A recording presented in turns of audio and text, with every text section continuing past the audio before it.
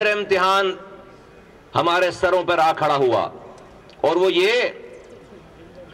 कि हमने इस शहर को रॉ के तसल्लुस से इसलिए नहीं आजाद करवाया था कि आसिफ अली जरदारी साहब इसको अपनी जागीर समझ लें। यहां पर ऐसी पार्टियां जिन्होंने 15-15 सालों से जिनकी हुक्मरानी है, एक पार्टी जिसकी अभी 4 सालों से तक हुक्मरानी रही है, एक ढेले बराबर का काम नहीं किया, लेकिन इस तमाम सियासी सूरत हाल की वजह से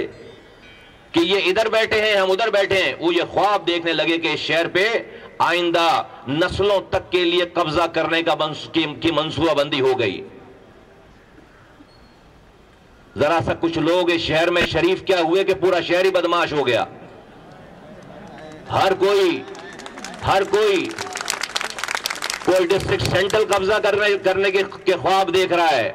कोई जो है वो डिस्ट्रिक्ट कोरंगी कब्जा करने के ख्वाब देख रहा है। तो फिर हमारा इम्तिहान शुरू हो गया। आया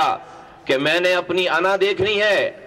अपनी कही हुई बात पर आखिरी सांसों तक डट जाना है, अपनी जात को ऊपर रखना है, या फिर 3 करोड़ लोगों के लिए कोई फैसला करना है जिसमें मेरी जात पीछे जाए, जिसमें मेरी जात मेरी अना को ठेस पहुंचे, जिस पर मुझे लोग ताने दें, जिस पर मुझे लोग बातें करें। इन सारी चीजों को सहकर आज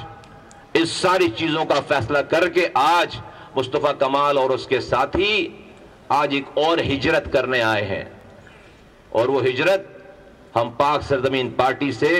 मुत्तहिदा कौमी मूवमेंट की तरफ कर रहे हैं।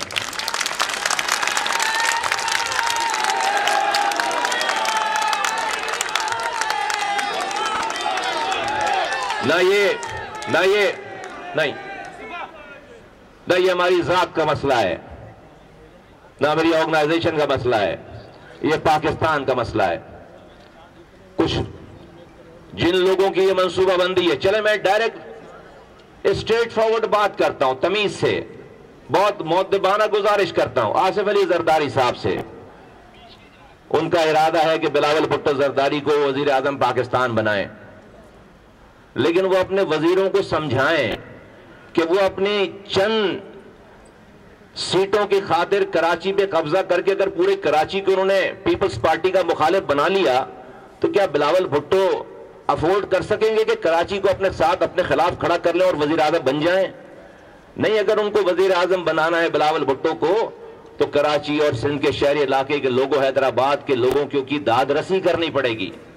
उनके दुखों पर मरहम रखना पड़ेगा, अपने दिल को बड़ा करना पड़ेगा। और ये मैं कोई मुखालफत की बात नहीं कर रहा, मैं बहुत ही अदब से, बहुत ही मुअद्दबाना गुजारिश कर रहा हूं कि चंद लोगों की बातों में आकर सारा गेम खराब ना करें। हम नहीं लड़ना चाहते, लेकिन अगर मैं मुहाजिर हूं और 2.5 लाख आपने नौकरी दी है और इस शहर में कोटा सिस्टम था, उस कोटे पे भी कोटा नहीं दिया, 40% पे भी जाली डोमिसाइल बनाकर आप एक नौकरी नहीं है कराची हैदराबाद वालों को, एक यूनिवर्सिटी नहीं है, पीने का पानी घर में आता नहीं है, सीवरेज का पानी घर से बाहर जाता नहीं है, कचरा आप उठाने नहीं देते, रात में लाइट नहीं, सुबह गैस नहीं, तबाह बर्बाद है।